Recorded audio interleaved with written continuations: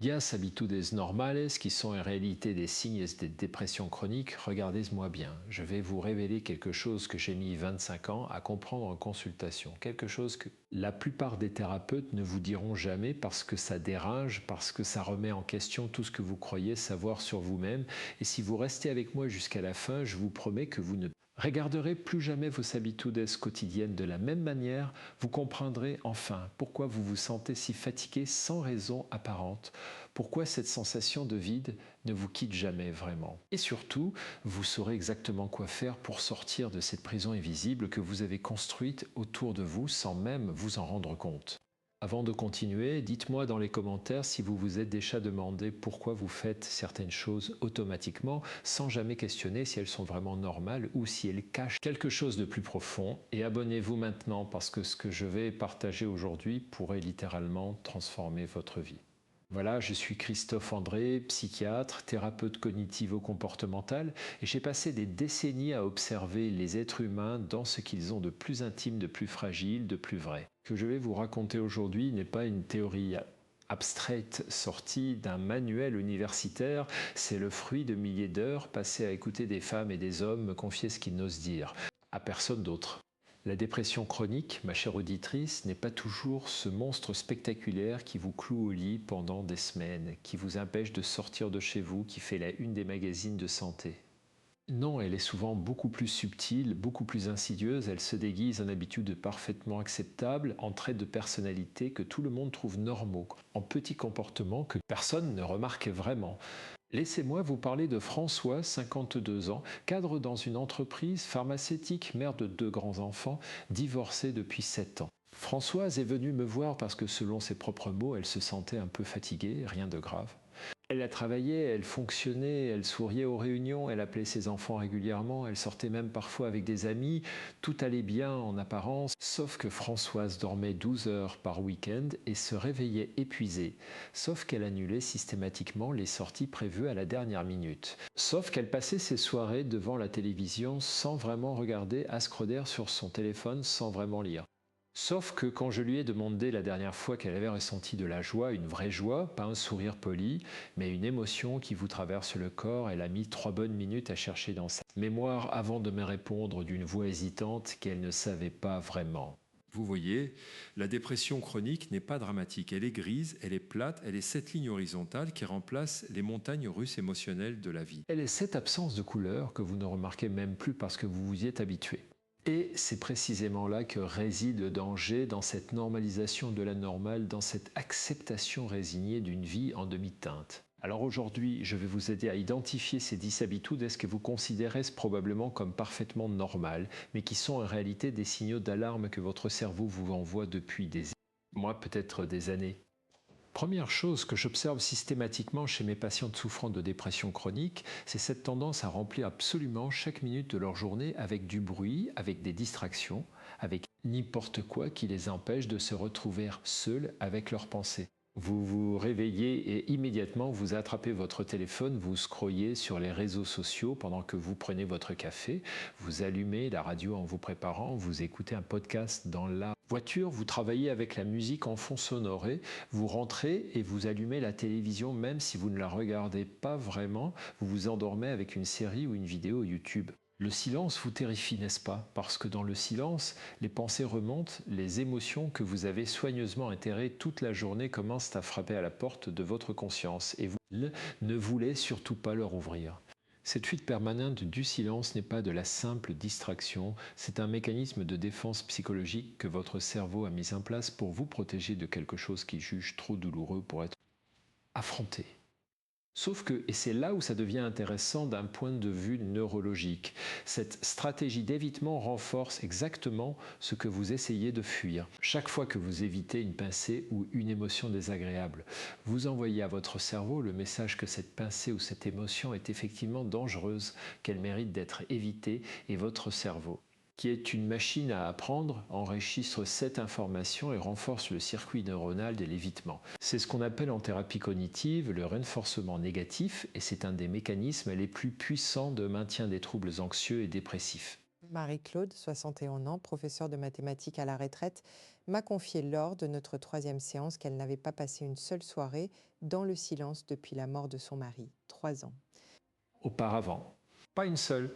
Elle avait toujours quelque chose qui faisait du bruit chez elle, toujours parce que, selon ses mots, le silence me rend folle, j'entends trop de choses dans ma tête. Quand je lui ai proposé un exercice très simple, rester assise dans le silence pendant 5 minutes, juste à 5 minutes, elle a éclaté en sanglots au bout de 2 minutes. Tout ce qu'elle avait refoulé pendant 3 ans, toute cette tristesse, toute cette colère, toute cette solitude qu'elle avait noyée sous des heures et des heures de télévision et de radio, tout est remonté d'un coup, comme un barrage qui cède. Deuxième habitude que je veux que vous examiniez attentivement dans votre propre vie, c'est cette tendance à dire oui à tout et à tout le monde, sauf à vous-même.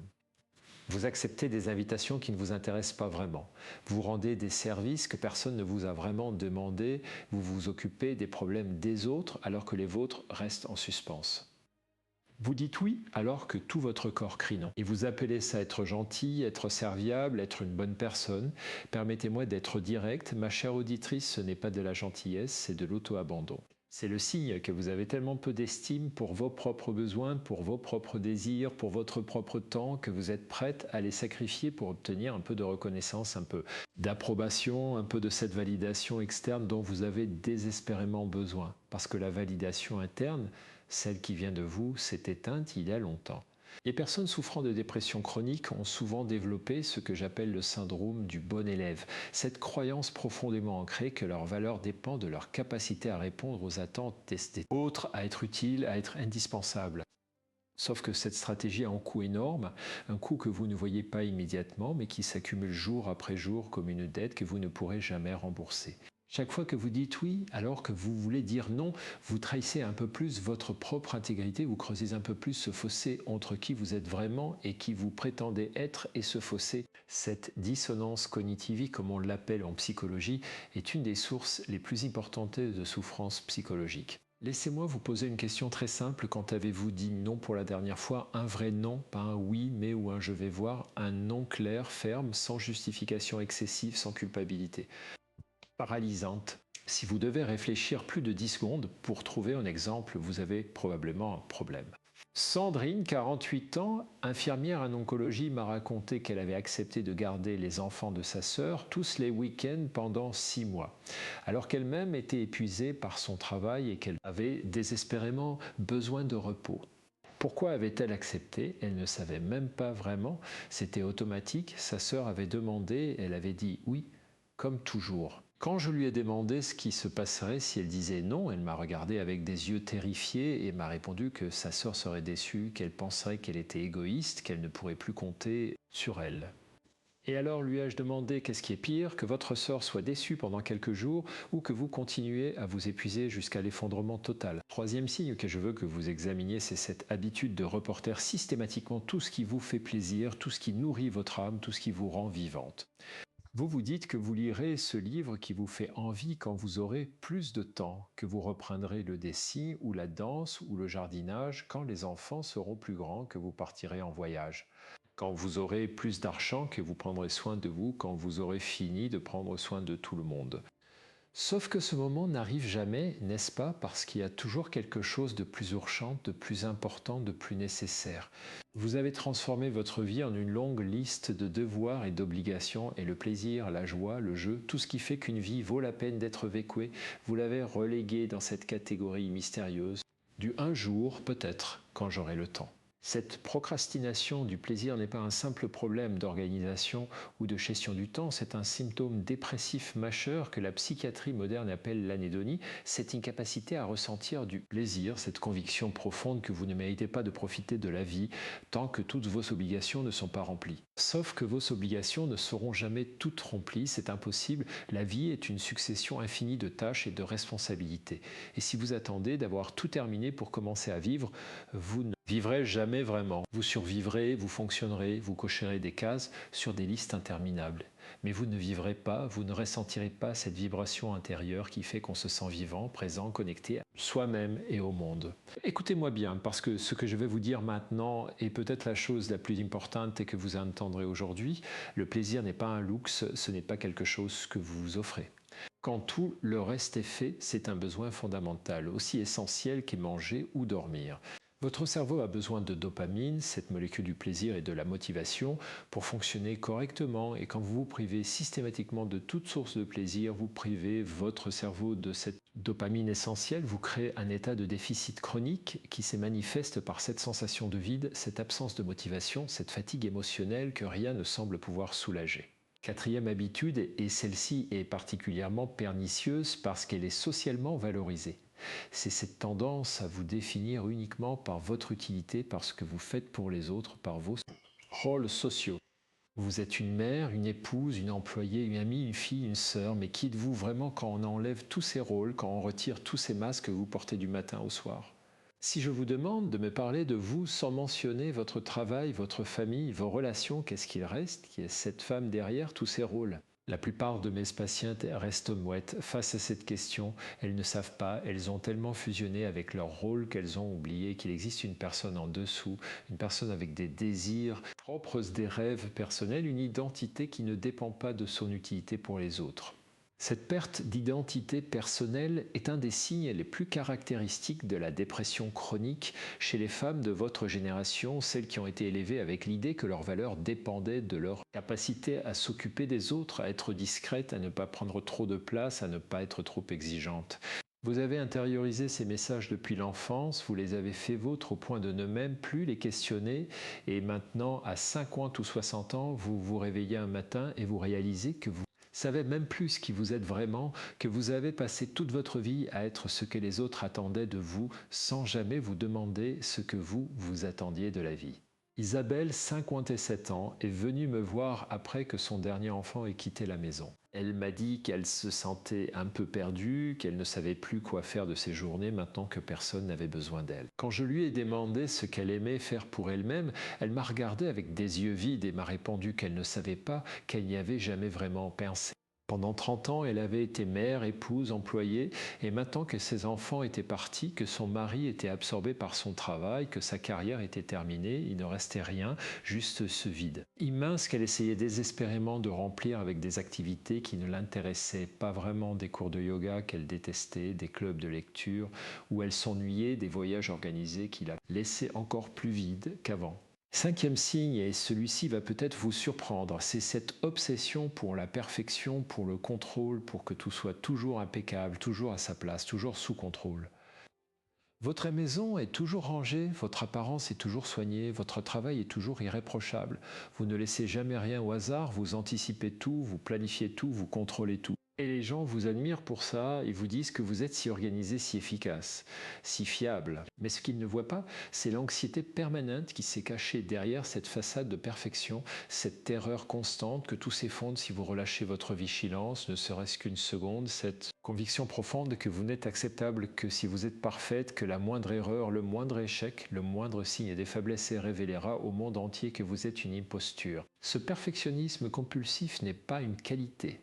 Ma chère auditrice, c'est un symptôme, c'est une stratégie de survie que vous avez développée pour gérer une anxiété chronique et une estime de soi défaillante. Quand vous ne vous sentez pas suffisamment bien tel que vous êtes, vous essayez de compenser et n'étant parfaite dans ce que vous faites, vous essayez de gagner votre droit d'exister en étant irréprochable et ne donnant à personne la moindre raison de vous critiquer ou de vous rejeter. Sauf que cette stratégie est épuisante, elle est insoutenable sur le long terme et elle crée exactement ce que vous essayez d'éviter. Plus vous cherchez la perfection, plus vous êtes anxieuse, plus vous êtes anxieuse. Plus vous avez besoin de contrôle et plus vous avez besoin de contrôle. Plus vous êtes rigide, tendu, incapable de profiter du moment présent, incapable de tolérer la moindre imperfection chez vous ou chez les autres. Dites-moi dans les commentaires si vous vous reconnaissez dans ce que je décris, si vous aussi vous avez cette impression de devoir être parfaite en permanence et partagez cette vidéo avec une amie qui pourrait en avoir besoin parce que ce que je partage aujourd'hui, ce n'est pas juste de l'information, ce sont des clés concrètes pour sortir de cette prison invisible dans laquelle tant de femmes se sont enfermées sans même s'en rendre compte. Sixième habitude qui devrait vous alerter, c'est cette tendance à minimiser systématiquement vos propres souffrances, vos propres difficultés, vos propres besoins. Quelqu'un vous demande comment vous allez et vous répondez automatiquement ça va, même si vous êtes épuisé, même si vous avez envie de pleurer, même si vous vous sentez complètement dépassé. Vous comparez toujours votre situation à celle de quelqu'un qui va plus mal que vous. Vous dites qu'il y a des gens qui ont de vrais problèmes, que vous n'avez pas le droit de vous plaindre, que vous devriez être reconnaissante de ce que vous avez. Vous invalidez vos propres émotions avant même que quelqu'un d'autre ait eu l'occasion de le faire. Vous êtes votre pire juge, votre critique la plus sévère, celle qui ne vous accorde jamais le droit d'être vulnérable, d'avoir mal, d'avoir besoin d'aide. Cette auto-invalidation émotionnelle est un des mécanismes les plus destructeurs que je rencontre en consultation et c'est aussi un des plus difficiles à déraciner parce qu'il est profondément ancré dans votre système de croyances, dans votre éducation, dans les messages que vous avez reçus toute votre vie sur ce qu'est une femme forte, une femme bien, une femme respectable. On vous a appris que se plaindre, c'est être faible, que demander de l'aide, c'est être incompétente, que montrer ses émotions, c'est être trop sensible. Alors vous avez appris à tout garder à l'intérieur, à sourire même. Quand vous avez envie de hurler, à dire que tout va bien même quand tout s'effondre. Mais voici ce que personne ne vous a dit, vos émotions sont des informations, ce sont des signaux que votre corps et votre esprit vous envoient pour vous dire que quelque chose ne va pas, que quelque chose a besoin d'attention, que quelque chose doit changer. Quand vous invalidez systématiquement ces signaux, quand vous les ignorez, quand vous les minimisez, vous déconnectez progressivement de vous-même, vous perdez cette capacité essentielle à savoir ce que vous ressentez. Vraiment ce dont vous avez vraiment besoin, ce qui est vraiment important pour vous. Et c'est précisément cette déconnexion émotionnelle qui est au cœur de la dépression chronique, cette sensation d'être engourdi, de ne plus rien ressentir vraiment, ni joie, ni tristesse, juste cette platitude émotionnelle qui transforme la vie en une succession mécanique de tâches à accomplir. Septième signe, et celui-ci est particulièrement révélateur, c'est cette difficulté chronique à prendre des décisions, même les plus simples, même les plus insignifiantes. Vous passez 20 minutes devant votre armoire sans savoir quoi mettre, vous restez paralysé devant un menu au restaurant, vous demandez constamment l'avis des autres avant de faire le moindre choix, vous changez d'avis. 10 fois avant de vous décider, et même après avoir pris une décision, vous continuez à douter, à vous demander si vous avez fait le bon choix, à imaginer tous les scénarios alternatifs qui auraient pu être meilleurs. Cette indécision chronique n'est pas un simple trait de caractère, ce n'est pas que vous êtes du genre indécis, c'est un symptôme dépressif qui révèle quelque chose de beaucoup plus profond, cette perte de confiance, votre propre jugement, cette conviction que vous allez forcément faire le mauvais choix, que vous n'êtes pas capable de savoir ce qui est bon pour vous. La dépression chronique affecte directement les fonctions exécutives du cerveau, ses capacités cognitives qui nous permettent de planifier, d'organiser, de prendre des décisions, de résoudre des problèmes. Quand vous êtes déprimé, même si c'est de manière subtile et chronique, votre cortex préfrontal, cette partie du cerveau responsable de la prise de décision, fonctionne au ralenti, comme si vous essayiez de faire tourner un logiciel complexe sur un ordinateur qui n'a plus assez de mémoire vive. Tout devient plus difficile et plus lent, plus épuisant, et cette difficulté à prendre des décisions renforce encore plus votre sentiment d'incompétence, votre conviction que vous n'êtes pas à la hauteur, que vous ne savez pas gérer votre vie.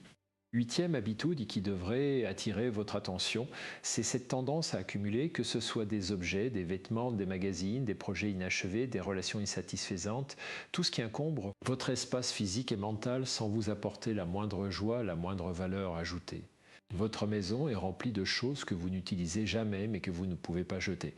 Votre agenda est rempli d'engagements qui vous épuisent mais que vous ne pouvez pas annuler. Votre téléphone est rempli de contacts avec qui vous n'avez plus rien en commun, mais que vous ne pouvez pas supprimer. Vous accumulez parce que jeter, c'est choisir, c'est décider, c'est affirmer ce qui est important et ce qui ne l'est pas, et comme nous venons de le voir décider, est devenu extrêmement difficile pour vous. Mais il y a quelque chose de plus profond encore dans cette tendance à accumuler, c'est cette peur du vide, cette terreur de ce qui pourrait émerger si vous faisiez de la place, si vous créiez de l'espace dans votre vie. Tant que votre maison est encombrée, tant que votre agenda est surchargé, tant que votre esprit est occupé par 1000 petites choses insignifiantes, vous n'avez pas à affronter les grandes questions, vous n'avez pas à Regardez en face ce vide existentiel qui vous terrifie. L'accumulation est une forme de fuite exactement comme le bruit permanent dont nous avons parlé tout à l'heure. C'est une stratégie d'évitement qui vous permet de ne pas affronter ce qui fait vraiment mal, ce qui demande vraiment à être regardé, à être compris, à être transformé. 9e signe, et celui-ci est crucial, c'est cette fatigue permanente qui ne s'améliore jamais vraiment, peu importe combien vous dormez, peu importe combien de café vous buvez, peu importe combien de vitamines vous prenez. Vous vous réveillez fatigué, vous passez la journée fatigué, vous vous couchez fatigué, et le lendemain, c'est exactement pareil. Cette fatigue n'est pas physique, ou du moins pas uniquement physique, c'est une fatigue existentielle, une fatigue de l'âme, cette sensation d'être épuisé par le simple fait d'exister, de devoir continuer à jouer tous ces rôles, à remplir toutes ces obligations, à maintenir toutes ces façades alors que vous n'avez plus aucune énergie, plus aucune motivation, plus aucun désir. Cette fatigue chronique est un des symptômes les plus caractéristiques de la dépression et c'est aussi un des plus invalidants parce qu'il affecte absolument tous les aspects de votre vie. Quand vous êtes constamment épuisé, vous n'avez plus l'énergie pour faire les choses qui vous feraient du bien, pour voir les amis qui vous nourrissent, pour pratiquer les activités qui vous ressourcent et donc vous enfoncez encore plus dans la dépression, vous entrez dans ce cercle vicieux où la fatigue crée l'isolement, l'isolement renforce la dépression et la dépression augmente la fatigue. C'est ce qu'on appelle en psychologie la spirale dépressive et une fois que vous êtes dedans, il est extrêmement difficile d'en sortir sans aide extérieure. 10e et dernier signe que je veux que vous examiniez attentivement, c'est cette conviction profonde que vous êtes seul, que personne ne peut vraiment vous comprendre, que personne ne s'intéresse vraiment à ce que vous vivez, à ce que vous ressentez. Vous êtes entouré de gens, vous avez une famille, des amis, des collègues, mais vous vous sentez profondément seul, comme si vous étiez séparé du reste du monde par une vitre invisible, comme si vous regardiez la vie s'est déroulée sans vraiment y participer. Vous souriez, vous parlez, vous interagissez, mais c'est mécanique, c'est automatique, il n'y a pas de vraie connexion, pas de vraie présence. Juste cette sensation d'être là sans être vraiment là, d'exister sans. Vraiment vivre? Cette solitude existentielle est peut-être le symptôme le plus douloureux de la dépression chronique et c'est aussi le plus difficile à exprimer parce que comment expliquer à quelqu'un que vous vous sentez seul alors, que vous n'êtes jamais physiquement seul? Comment faire comprendre que la présence physique des autres ne suffit pas si vous ne vous sentez pas vraiment vu, vraiment entendu, vraiment comprise dans ce que vous êtes au plus profond de vous-même? Alors vous gardez tout ça à l'intérieur, vous continuez à sourire, à fonctionner, à faire comme si tout allait bien, et cette solitude grandit, s'installe, devient votre compagne permanente, celle qui ne vous quitte. Jamais, même dans une pièce remplie de monde. Maintenant que nous avons identifié ces 10 habitudes, ces 10 signaux d'alarme que votre corps et votre esprit vous envoient depuis peut-être des mois ou des années, je veux que nous parlions de ce qui se passe vraiment dans votre cerveau quand vous souffrez de dépression chronique, parce que comprendre les mécanismes neurologiques et psychologiques qui sous-tendent ces symptômes est essentiel pour pouvoir ensuite les transformer. La dépression chronique n'est pas une faiblesse de caractère, ce n'est pas un manque de volonté, ce n'est pas que vous ne faites pas assez d'efforts, c'est un trouble neurobiologique réel qui affecte le fonctionnement de votre cerveau de manière mesurable, observable, scientifiquement documentée. Quand vous êtes déprimé de manière chronique, plusieurs choses se passent simultanément dans votre cerveau. D'abord, il y a un déséquilibre des neurotransmetteurs, ces molécules chimiques qui permettent aux neurones de communiquer entre eux. La sérotonine qui régule l'humeur, le sommeil et l'appétit est en déficit. La dopamine, qui est responsable de la motivation, du plaisir et de la récompense, est également en baisse. La noradrénaline, qui vous permet de vous sentir alerte et énergique, ne fonctionne plus correctement. C'est comme si votre cerveau essayait de fonctionner avec un carburant de mauvaise qualité. Tout devient plus difficile, plus lent, plus épuisant. Ensuite, il y a des modifications structurelles dans certaines régions de votre cerveau. L'hippocampe, cette structure essentielle pour la mémoire et l'apprentissage, a tendance à rétrécir chez les personnes souffrant de dépression chronique, ce qui explique pourquoi vous avez du mal à vous concentrer. Pourquoi vous oubliez des choses? Pourquoi vous avez l'impression d'avoir le cerveau dans du coton? L'amygdale, qui gère les émotions et particulièrement la peur et l'anxiété, devient hyperactive. Ce qui explique pourquoi vous êtes constamment sur le qui-vive, pourquoi vous anticipez toujours le pire, pourquoi vous ne pouvez jamais vraiment vous détendre. Le cortex préfrontal, dont nous avons déjà parlé, fonctionne au ralenti, ce qui affecte votre capacité à prendre des décisions, à planifier, à résoudre des problèmes. Mais voici la bonne nouvelle, et c'est vraiment une excellente nouvelle. Votre cerveau possède une capacité extraordinaire qu'on appelle la neuroplasticité, c'est-à-dire sa capacité à se modifier, à créer de nouvelles connexions neuronales, à réparer ce qui a été endommagé. Votre cerveau n'est pas figé, il n'est pas condamné à rester dans cet état dépressif, il peut changer, il peut guérir, il peut retrouver son équilibre, mais pour ça, vous devez lui donner les bonnes conditions, les bons outils, les bonnes stratégies. Et c'est exactement ce que nous allons voir maintenant, comment transformer concrètement ces habitudes dépressives en habitudes de vie qui nourrissent votre cerveau, qui rééquilibrent votre chimie cérébrale, qui vous permettent de sortir progressivement de cette prison invisible. Première chose absolument essentielle, vous devez réapprendre à écouter vos émotions au lieu de les fuir ou de les minimiser. Je sais que ça fait peur, je sais que vous avez passé des années à construire ces murs de protection, ces stratégies d'évitement, et que l'idée de les démanteler vous terrifie. Vous avez peur de ce que vous allez trouver derrière, vous avez peur d'être submergé, vous avez peur de ne pas pouvoir gérer ce qui va remonter. Mais laissez-moi vous dire quelque chose que j'ai appris après 25 ans de pratique thérapeutique. Les émotions que vous évitez ne disparaissent pas, elles s'accumulent, elles fermentent, elles se transforment en symptômes physiques, en anxiété chronique, en dépression et en maladie psychosomatique. La seule façon de vraiment vous libérer de ces émotions, c'est de les traverser, pas de les contourner, pas de les enterrer, de les traverser, de les accueillir, de les nommer, de les comprendre. Et contrairement à ce que vous croyez, vous ne serez pas submergé parce qu'une émotion, quand on la laisse vraiment se déployer sans résistance, dure en moyenne entre 90 secondes et quelques minutes, pas plus. C'est votre résistance, votre lutte contre l'émotion qui la fait durer, qui la transforme en souffrance chronique. Quand vous acceptez l'émotion, quand vous la laissez être là sans essayer de la changer, de la contrôler, de la faire disparaître, elle traverse votre corps comme une vague et elle repart naturellement, spontanément. Je vais vous proposer un exercice très simple que vous pouvez commencer à pratiquer dès aujourd'hui. Je l'appelle l'exercice des 3 minutes d'écoute émotionnelle. 3 fois par jour, matin, midi et soir, vous allez vous arrêter fermer les yeux si possible et vous allez simplement vous demander qu'est-ce que je ressens en ce moment précis, pas ce que vous pensez. Pas ce que vous devriez ressentir, mais ce que vous ressentez vraiment, là maintenant, dans votre corps. Peut-être que c'est de la fatigue, peut-être que c'est de la tension dans les épaules, peut-être que c'est un poids sur la poitrine, peut-être que c'est juste de l'engourdissement. Peu importe ce que c'est, vous allez simplement le nommer, le reconnaître sans rougement, sans essayer de le changer. Juste, je ressens de la tristesse en ce moment, ou je ressens de l'anxiété en ce moment, ou je ne ressens rien en ce moment, et c'est OK aussi. Cet exercice peut vous sembler ridiculement simple, presque trop simple pour être efficace, mais je vous assure que si vous le pratiquez régulièrement, il va transformer profondément votre relation à vous-même. Vous allez progressivement réapprendre à être en contact avec votre monde intérieur, à reconnaître vos émotions avant qu'elles ne deviennent des symptômes, à comprendre ce dont vous avez vraiment besoin au lieu de fonctionner en piloté automatique. Et cette reconnexion émotionnelle est absolument fondamentale pour sortir de la dépression chronique, parce que vous ne pouvez pas changer ce que vous ne reconnaissez pas, vous ne pouvez pas guérir ce que vous ne voyez pas.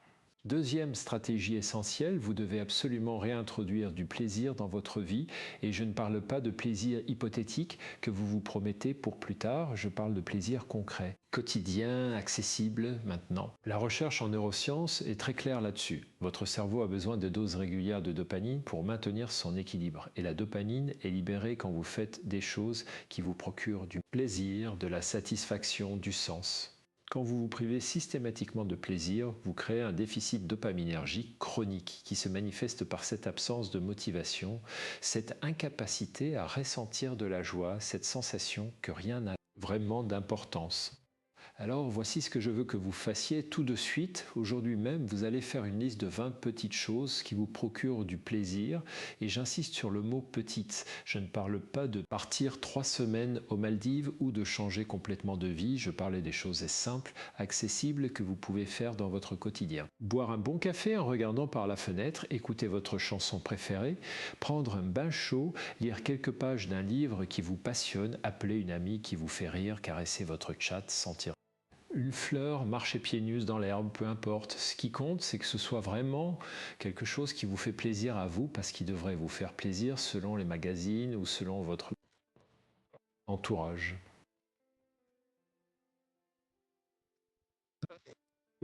Une fois que vous avez cette liste, et c'est là que ça devient non négociable, vous allez vous engager à faire au moins une de ces choses chaque jour, tous les jours, sans exception, sans négociation, sans attendre. D'avoir fini toutes vos obligations.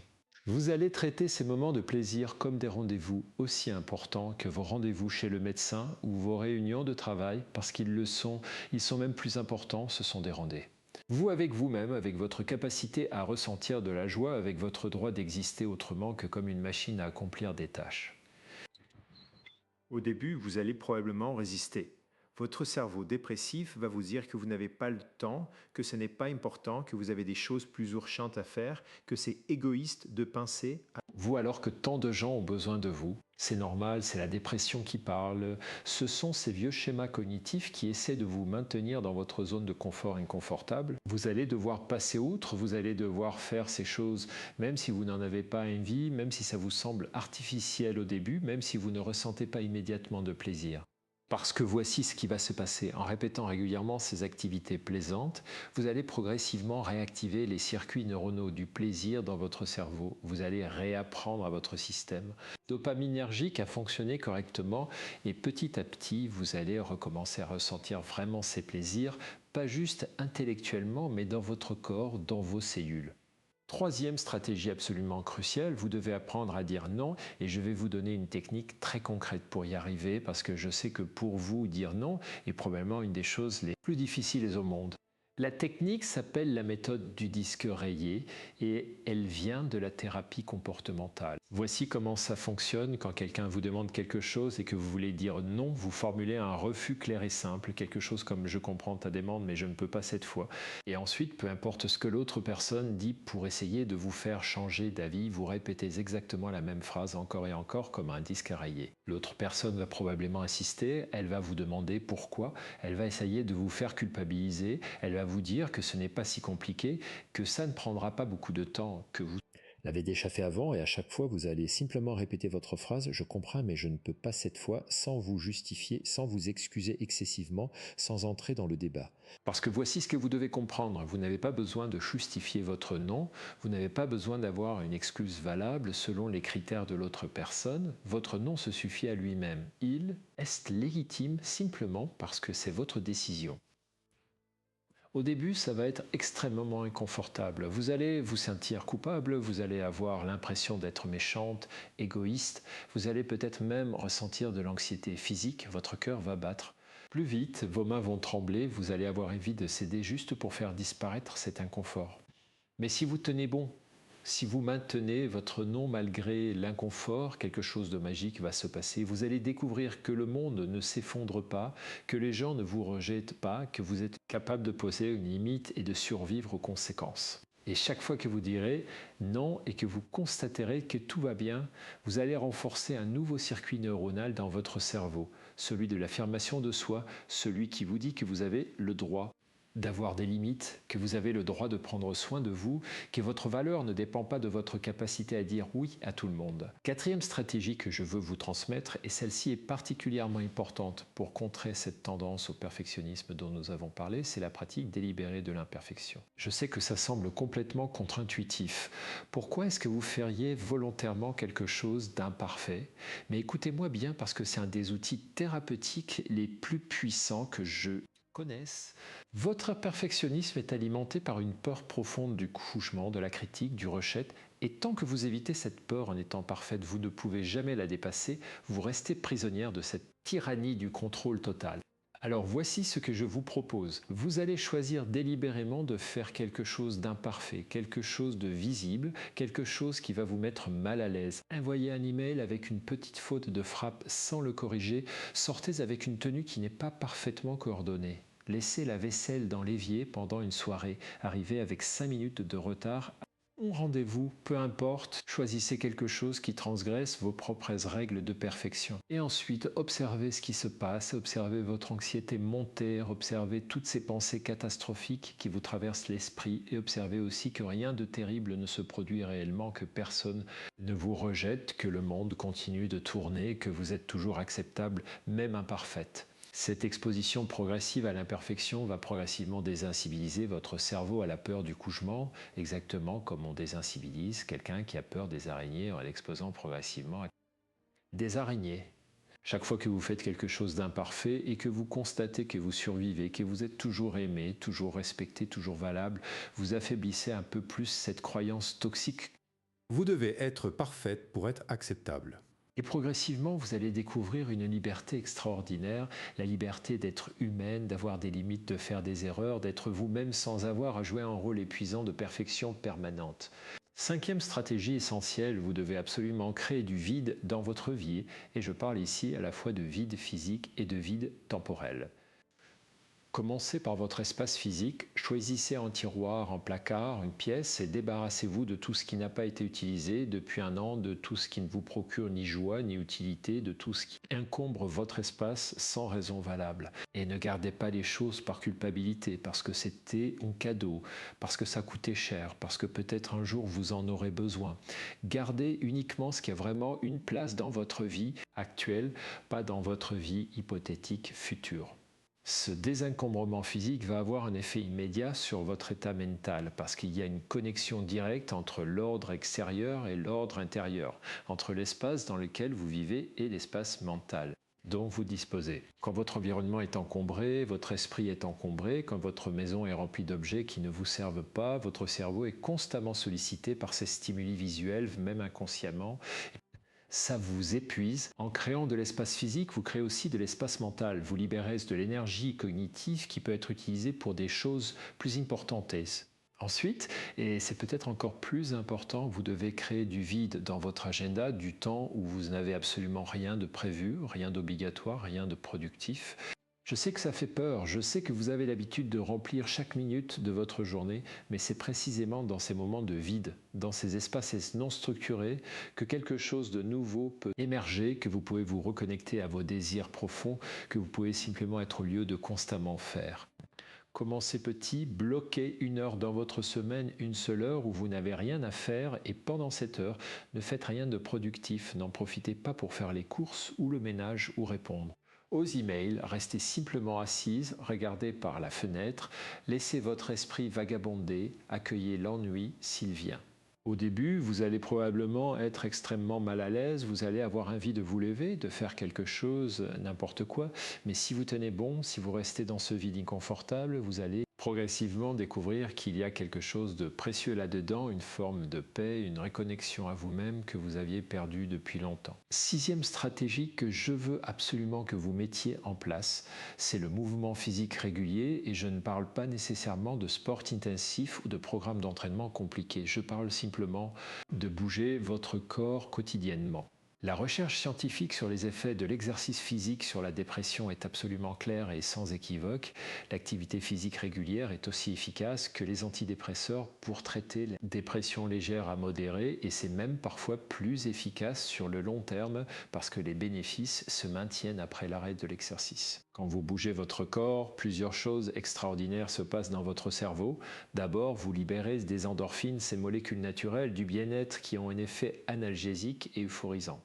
Ensuite, vous augmentez la production de facteurs neurotrophiques, ces protéines qui favorisent la croissance de nouveaux neurones et la création de nouvelles connexions synaptiques, particulièrement dans l'hippocampe, cette région qui rétrécit dans la dépression. Vous améliorez aussi la circulation sanguine dans votre cerveau, vous oxygénez mieux vos cellules, vous évacuez les toxines, vous régularisez vos cycles de sommeil.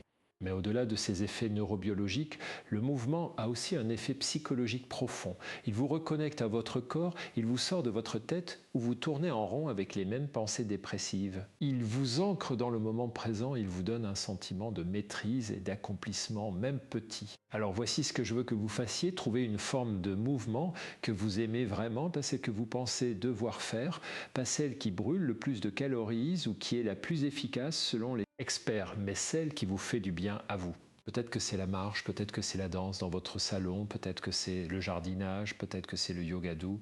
Peu importe, l'important c'est que ce soit quelque chose que vous avez envie de faire, pas quelque chose que vous vous forcez à faire. Et ensuite, engagez-vous à le faire au moins 30 minutes par jour, tous les jours si possible, ou au minimum 5 jours par semaine. 30 minutes, ce n'est pas beaucoup, c'est moins d'une série Netflix, c'est moins de temps que vous passez à scroller sur votre téléphone, mais ces 30 minutes vont transformer votre chimie cérébrale, vont améliorer votre humeur, vont vous donner de l'énergie, vont vous aider à mieux dormir. Et si 30 minutes vous semblent impossible, au début, commencez par 10 minutes, puis 15, puis 20. L'important, c'est de commencer, de créer l'habitude de montrer à votre cerveau qu'il y a une autre façon de gérer les émotions difficiles que de les fuir ou de les ruminer. Septième stratégie absolument fondamentale, vous devez sortir de l'isolement social dans lequel vous vous êtes probablement enfermé progressivement sans même vous en rendre compte. La dépression chronique a cette particularité perverse qu'elle vous pousse à faire exactement ce qui va vous enfoncer encore plus. Elle vous pousse à vous isoler, à annuler les sorties, à éviter les contacts sociaux, rester seul avec vos pensées dépressives. Et plus vous vous isolez, plus vous êtes déprimé, plus vous êtes déprimé, plus vous vous isolez. C'est encore un de ces cercles vicieux qu'il faut absolument briser. Les êtres humains sont des animaux sociaux, notre cerveau est câblé pour la connexion, pour l'appartenance, pour les relations. Quand vous êtes isolé, votre cerveau interprète ça comme un signal de danger, comme une menace à votre survie, et il active tous les systèmes de stress qui, sur le long terme, contribuent à la dépression et à l'anxiété. A l'inverse, quand vous êtes en contact avec d'autres êtres humains, particulièrement avec des personnes qui vous acceptent, qui vous comprennent, qui vous soutiennent, votre cerveau libère de l'ocytocine, cette hormone. Dès l'attachement et de la confiance qui a un effet apaisant, réconfortant, qui vous rappelle que vous n'êtes pas seul, que vous êtes partie d'un tout plus grand. Alors voici ce que je veux que vous fassiez, identifier au moins une personne dans votre entourage avec qui vous vous sentez relativement bien, quelqu'un qui ne vous juge pas, qui ne vous donne pas de conseils non. Solliciter, qui sait simplement être là, écouter, accueillir. Et engagez-vous à voir cette personne au moins une fois par semaine, en face à face, pas juste par téléphone ou par message, en vrai, dans le même espace physique. Prenez un café ensemble, allez marcher, asseyez-vous sur un banc, peu importe. L'important, c'est d'être physiquement présente avec quelqu'un d'autre. Et si vous avez l'impression de ne pas avoir une telle personne dans votre vie, alors c'est le moment de créer de nouvelles connexions, rejoignez un groupe, un club, une association, n'importe quelle structure qui réunit régulièrement des gens autour d'une activité commune. Vous n'avez pas besoin de devenir la meilleure amie de tout le monde, vous avez juste besoin d'être régulièrement en présence d'autres êtres humains, de sortir de votre bulle, de vous rappeler que vous faites partie du monde, que vous existez dans le regard des autres, que vous avez une place, que vous comptez. Huitième stratégie que je considère absolument essentielle, c'est le travail sur vos pensées automatiques négatives. Ces pensées qui tournent en boucle dans votre tête et qui alimentent votre dépression sans que vous en soyez vraiment consciente. La thérapie cognitive, qui est mon domaine de spécialisation, repose sur un principe très simple mais extrêmement puissant. Ce ne sont pas les événements eux-mêmes qui créent vos émotions, c'est l'interprétation que vous faites de ces événements, c'est le discours que vous vous tenez à vous-même sur ce qui se passe. Quand vous êtes déprimé chroniquement, votre cerveau développe ce qu'on appelle des biais cognitifs, des façons systématiquement déformées d'interpréter la réalité. Vous filtrez toutes les informations positives et vous ne retenez que les négatives, vous généralisez à partir d'un seul événement, vous personnalisez des choses qui n'ont rien à voir avec vous, vous lisez dans les pensées des autres en supposant toujours qu'ils pensent du mal de vous, vous catastrophez en imaginant toujours le pire scénario possible. Et toutes ces pensées déformées créent des émotions négatives qui renforcent votre dépression, qui confirment votre vision négative du monde, de vous-même et de l'avenir. Alors voici un exercice que je veux que vous pratiquiez quotidiennement. Je l'appelle l'exercice du tribunal intérieur. Chaque soir, prenez un cahier et notez 3 pensées négatives que vous avez eues pendant la journée, des pensées sur vous-même, sur les autres, sur votre vie. Ensuite, pour chaque pensée, vous allez jouer 3 rôles différents. D'abord, vous êtes l'accusation, vous notez tous les arguments qui soutiennent cette pensée négative, toutes les preuves que vous avez qu'elle est vraie. Ensuite, vous devenez la défense et vous cherchez activement tous les arguments contraires, toutes les preuves que cette pensée n'est peut-être pas complètement vraie, toutes les exceptions, toutes les nuances. Enfin, vous êtes le juge et vous rendez un verdict équilibré, une pensée alternative qui prend en compte à la fois les éléments négatifs et positifs, qui est plus proche de la réalité objective que votre pensée automatique initiale. Par exemple, si votre pensée automatique est « je suis nul », Je n'arrive jamais à rien. L'accusation pourrait dire c'est vrai, regarde, tu as raté ce projet au travail la semaine dernière, tu as oublié l'anniversaire de ta nièce, tu n'arrives même pas à tenir tes résolutions. La défense pourrait répondre attends, tu as aussi réussi beaucoup de choses. Tu as géré cette situation difficile avec ta mère, tu as aidé ta collègue sur son dossier, tu as maintenu ta maison en ordre malgré ta fatigue. Et le juge pourrait conclure « Je réussis certaines choses et j'échoue dans d'autres. Comme tout être humain, je ne suis pas parfaite mais je ne suis pas nulle non plus. Je fais de mon mieux avec les ressources que j'ai. » En ce moment. Cet exercice peut vous sembler artificiel au début, presque ridicule, mais je vous assure que si vous le pratiquez régulièrement, il va progressivement modifier les circuits neuronaux de votre cerveau. Il va créer de Nouvelle voie de pensée plus équilibrée, plus réaliste et moins automatiquement négative. Vous allez développer ce qu'on appelle la flexibilité cognitive, cette capacité à voir les situations sous différents angles au lieu d'être prisonnière d'une seule interprétation négative. Neuvième stratégie que je veux absolument que vous intégriez, c'est la pratique de la gratitude. Et je sais que vous levez probablement les yeux au ciel en ce moment parce que tout le monde parle de gratitude. C'est devenu un cliché du développement personnel, mais écoutez-moi parce que la science derrière la gratitude est solide et les effets sont réels. Quand vous êtes déprimé, votre cerveau est constamment focalisé sur ce qui ne va pas, sur ce qui manque, sur ce qui est difficile. C'est un biais attentionnel automatique qui renforce votre vision négative du monde. La pratique de la gratitude n'est pas une négation de vos difficultés, ce n'est pas de la pensée positive naïve, c'est un entraînement délibéré de votre attention pour rééquilibrer votre perception de la réalité. Voici ce que je veux que vous fassiez. Chaque soir, avant de vous coucher, notez 3 choses pour lesquelles vous êtes reconnaissante aujourd'hui. Et c'est crucial, ce doivent être 3 choses différentes de chaque jour. Vous ne pouvez pas répéter les mêmes choses. Au début, vous allez probablement noter des choses générales comme votre santé, votre famille, votre maison, mais rapidement, vous allez devoir devenir plus attentive, plus précise, plus présente à votre journée pour trouver 3 nouvelles choses chaque jour. Et c'est précisément là que la magie opère. Vous allez commencer à remarquer des petites choses que vous ne voyiez pas avant, ce rayon de soleil qui est entré par la fenêtre ce matin, ce sourire d'un inconnu dans la rue. Ce moment de calme avec votre café, cette conversation agréable avec une collègue.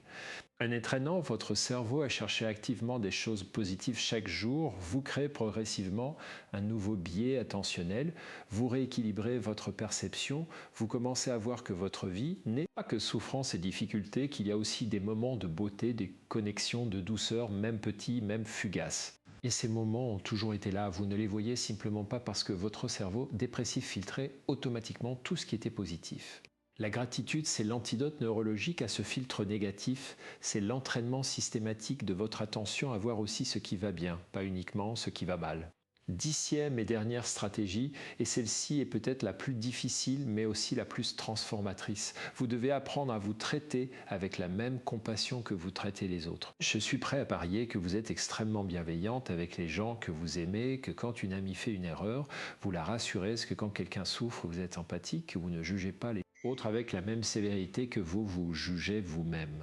Pourquoi est-ce que vous vous accordez moins de compassion qu'à n'importe qui d'autre? Pourquoi est-ce que vous êtes votre pire ennemi, votre critique la plus impitoyable, celle qui ne vous pardonne jamais rien? Cette absence d'autocompassion est un des facteurs les plus puissants de maintien de la dépression chronique et c'est aussi un des plus difficiles à transformer parce qu'elle est profondément ancrée dans votre histoire, dans votre éducation, dans toutes ces voix intériorisées qui vous disent que vous devez être dur avec vous-même pour progresser, que l'autocompassion c'est de la complaisance, que si vous êtes gentil avec vous-même, vous allez devenir paresseuse, égoïste, indulgente. Mais c'est exactement le contraire qui est vrai. La recherche en psychologie montre que les personnes qui pratiquent l'autocompassion sont plus résilientes, plus motivées, plus capables de gérer l'échec, plus aptes à se relever après une difficulté. Voici un exercice d'autocompassion que je veux que vous pratiquiez chaque fois que vous vous surprenez à vous critiquer, à vous juger, à vous maltraiter verbalement. Imaginez qu'une amie très chère vient vous voir et vous raconte exactement ce que vous êtes en train de vivre. Elle vous dit qu'elle se sent nulle, qu'elle a échoué, qu'elle n'arrive pas à gérer, qu'elle est fatiguée, qu'elle ne sait plus quoi faire. Qu'est-ce que vous lui diriez? Comment est-ce que vous lui parleriez? Quel ton de voix utiliseriez-vous? Quels mots choisiriez-vous? Vous seriez probablement douce, compréhensive, vous lui rappelleriez ce qu'elle fait de son mieux, que tout le monde traverse des moments difficiles, que l'échec fait partie de la vie, que vous êtes là pour elle. Maintenant, tournez exactement cette même compassion vers vous-même, parlez-vous avec les mêmes mots doux, le même ton bienveillant, la même compréhension que vous auriez pour votre ami. Au début, ça va vous sembler complètement artificiel, vous n'allez pas y croire, vous allez avoir l'impression de vous mentir, mais continuez quand même à répéter ces mots de compassion même si vous n'y croyez pas encore. Parce que votre cerveau ne fait pas la différence entre ce que vous croyez vraiment et ce que vous répétez suffisamment souvent. Si vous vous parlez avec compassion assez régulièrement, même sans y croire au début, vous allez progressivement créer de nouvelles voies neuronales, vous allez installer une nouvelle voie intérieure plus douce, plus bienveillante, plus soutenante. Maintenant que nous avons exploré ces 10 habitudes dépressives et ces 10 stratégies pour les transformer, je veux que nous parlions de quelque chose d'extrêmement important. La question du temps. Combien de temps ça va prendre pour aller mieux? Combien de temps avant que vous vous sentiez vraiment différente, vraiment transformée? Et la réponse honnête, celle que vous ne voulez probablement pas entendre, mais que je vais quand même vous dire, c'est que ça dépend de depuis combien de temps vous êtes déprimé, ça dépend de l'intensité de votre dépression, ça dépend de votre histoire personnelle, de votre réseau de soutien, de votre capacité à mettre en pratique ces stratégies de manière régulière et consistante. Mais voici ce que je peux vous dire avec certitude, vous ne vous réveillerez pas demain matin complètement transformé, guéri, libéré de toute votre souffrance. La guérison de la dépression chronique n'est pas un événement, c'est un processus, c'est une succession de petites améliorations, de micro-changements qui s'accumulent jour après jour, semaine après semaine, mois après mois.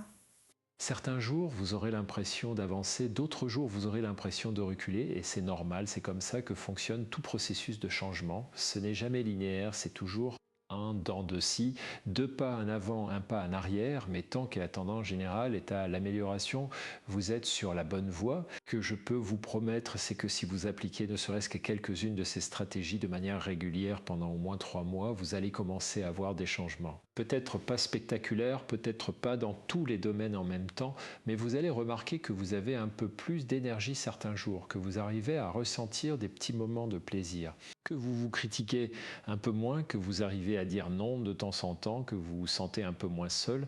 Et ces petits changements, même s'ils vous semblent insignifiants, sont en réalité énormes. Ce sont les fondations sur lesquelles vous allez construire votre guérison. Je veux aussi que vous compreniez quelque chose d'absolument essentiel. Vous n'avez pas à faire tout ça parfaitement, vous n'avez pas à appliquer les 10 stratégies en même temps, vous n'avez pas à être une bonne élève de votre propre guérison. Choisissez 1 ou 2 stratégies qui résonnent particulièrement avec vous, qui vous semblent accessibles en ce moment, et commencez par là, juste par là. Peut-être que c'est l'exercice écoute émotionnelle de 3 minutes, peut-être que c'est la liste des petits plaisirs quotidiens, peut-être que c'est la marche de 30 minutes, peu importe, choisissez quelque chose. Et engagez-vous à le faire pendant 3 semaines, parce que c'est le temps qu'il faut en moyenne pour qu'une nouvelle habitude commence à s'installer.